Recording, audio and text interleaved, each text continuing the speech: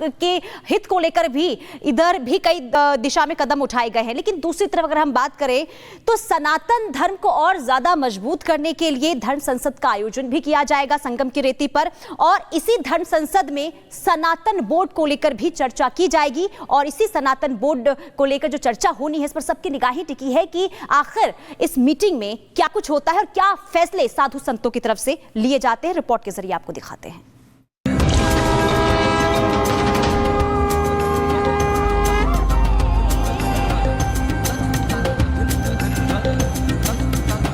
महाकुंभ से हिंदुत्व की हुंकार, संगम नगरी से पूरी को हिंदू राष्ट्र की दरकार।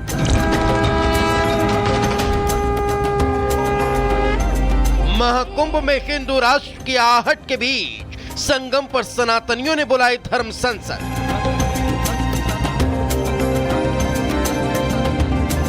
हिंदू राष्ट्र को करने साकार, संत संगम से सनातन बोर्ड को देंगे आकार।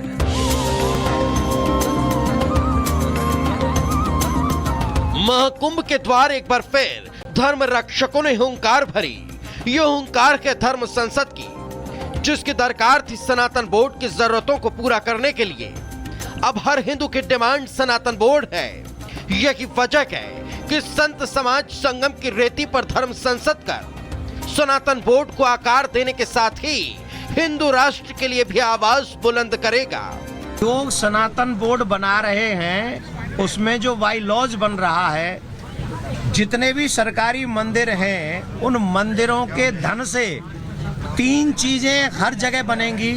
एक गौशाला, एक गुरुकुलम भी कैसा मॉडर्न, मॉडर्न नहीं, गुरुकुलम बनेगा और वो ऐसा होगा जो आज के समय में भी काम आएगा और हमारे संस्कारों को भी उनको देगा। तीसरा हॉस्पिटल, ये बायलॉज उसमें लिखा गया है। दिव्य भव्य महाकुंभ में दिखाई देती करोड़ों सनातनियों की एकता का ही बल है कि अब संत समाज कुंभ को सार्थक बनाने समसामयिक मुद्दों पर मंथन की तैयारी कर रहा है। यही वजह है कि महाकुंभ में धर्म संसद को लेकर बैठक का आयोजन किया गया। महाकुंभ में धर्म संसद का आयोजन होगा। 27 जनवरी को धर्म संसद होगी। प्रमुख संतों और ऋषियों की सभा होगी। चारों पीठों के शंकराचार्य भी इसमें शामिल होंगे, तो 13 अखाड़ों के प्रमुख भी शिरकत करने वाले हैं। सनातन बोर्ड के गठन का प्रस्ताव यहां पास किया जाएगा। प्रस्ताव को केंद्र सरकार को सौंपेंगे। हमारा एक ही लक्ष्य है कि जो भी छोटे मठ है, छोटे मंदिर है, उनको सुरक्षा दी जाए, उनको बचाया जाए और हमारा कोई अधिकार उन पे हस्तक्षेप करने का कोई अधिकार नहीं होगा कि उनके मठ हम कब्जा करें। सनातन बोर्ड वक्फ बोर्ड की तरह कब्जा नहीं करेगा। और सनातन बोर्ड का प्रयास रहेगा हम पूरे हिंदुस्तान में जहाँ जहाँ हमारे सनातनी है वहाँ पे हम कार्य करें। और लोग जो झूठा आरोप लगाते हैं उसको हम लोग निष्क्रिय करें। इसलिए आज हमारे देश की अखंडता और प्रभुता को संरक्षण देने के लिए सनातन बोर्ड की अति आवश्यकता है। तो अब हम लोगों का सभी संतों का और अखाड़ा परिषद के अध्यक्ष जी की अध्यक्षता में और सभी आचार्य और सभी शंकराचार्य, सभी संप्रदाय के बड़े बड़े आचार्य, उनकी सबकी सहमति के अनुसार सनातन बोर्ड की जो धर्म संसद है 27 तारीख को, उसमें जो संविधान बना है सनातन बोर्ड का, सनातन बोर्ड की मांग नहीं होगी, सनातन बोर्ड की घोषणा होगी। एक तरफ जहां संत समाज धर्म संसद के जरिए सनातन बोर्ड और हिंदू राष्ट्र की मांग को लेकर प्रतिबद्ध है, तो दूसरी तरफ संगम पहुंची साध्वी सरस्वती हिंदू धर्म और भारत माता की खिलाफत करने वालों के खिलाफ आक्रामक है।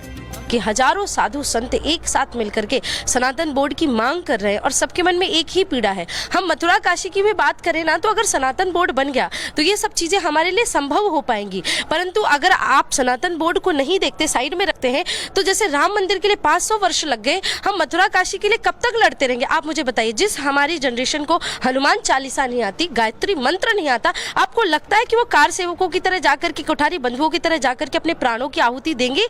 तो इस प्रकार की सभ्यता अब लोगों के अंदर बची नहीं है। इसलिए एक सनातन साधु संत आचार्य महंत की नहीं, हिंदू समाज के मिलते साथ के बाद अब महाकुंभ में हर कोई सनातन बोर्ड की बात कर रहा है।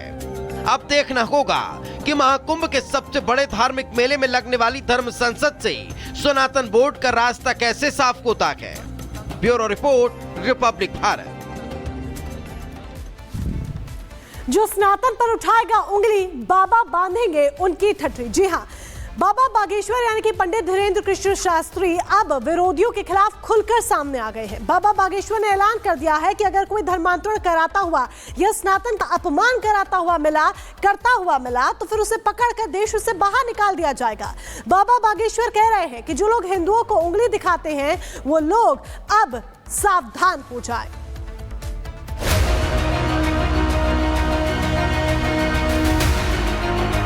हिंदुत्व के ऊपर अगर कोई उंगली उठाएगा और कोई भी धर्मांतरण करेगा उसे देश निकाला किया जाएगा। जो लोग बार बार सनातन का अपमान करते हैं उन लोगों को बाबा बागेश्वर की ये चेतावनी कान खोलकर सुन लेनी चाहिए, क्योंकि पंडित धीरेन्द्र शास्त्री ने अब 2 टूक कह दिया है कि अगर इसके बाद कोई गलती की तो फिर माफी नहीं मिलेगी। बाबा बागेश्वर कह रहे हैं कि जो लोग काहिर हैं वही लोग सनातन धर्म और हिंदुओं पर सवाल उठा रहे हैं। हिंदुओं पर कोई उंगली उठाएगा तो उसे अब सबक सिखाया जाएगा। हिंदुओं का कोई धर्मांतरण कराएगा तो उसे देश से बाहर निकाला जाएगा। भविष्य में कालांतर में हिंदुत्व के ऊपर अगर कोई उंगली उठाएगा और कोई भी धर्मांतरण करेगा उसे देश निकाला किया जाएगा।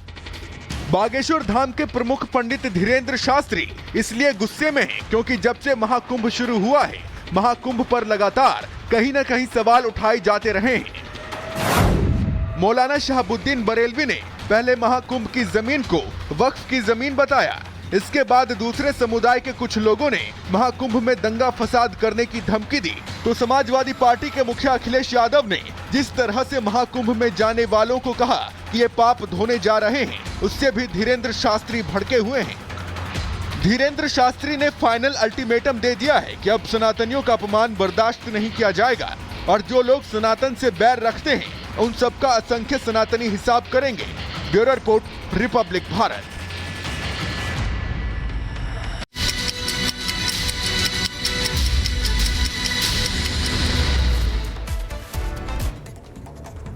दो मिनट में भारत का रुख करेंगे। आपको बता दें कि गणतंत्र दिवस की परेड रिहर्सल को लेकर आज आपको बता दें कि रूट डाइवर्ट किया गया है। विजय चौक से लाल किले तक निकाली जाएगी परेड। गणतंत्र दिवस की फुल ड्रेस रिहर्सल परेड को लेकर ट्रैफिक एडवाइजरी जारी। भारी गाड़ियां और ट्रकों पर बैन, मेट्रो सेवाओं पर नहीं रहेगी रोक। पीएम मोदी ने विपक्ष पर साधा निशाना और कहा कि कुछ लोग देश को कमजोर करने में लगे हुए हैं, हमें विकसित भारत के लिए काम करना होगा।